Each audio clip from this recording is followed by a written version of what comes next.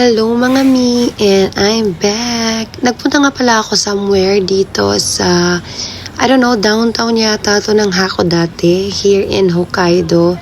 Tapos, pinapasukan kami na parang puro seafoods siya. Ang daming seafoods. Like, as you guys see, meron din siyang yatang names.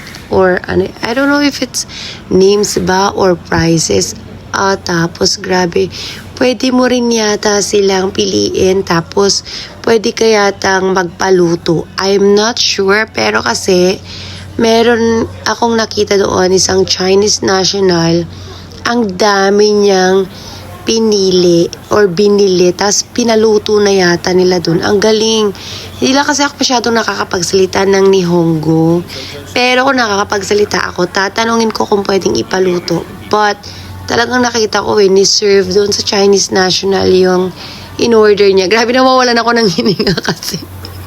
Kasi talagang pa-midnight na dito yata. So, yun lang mga mi. Sana makapasyal kayo dito sa Hakodate, Hokkaido.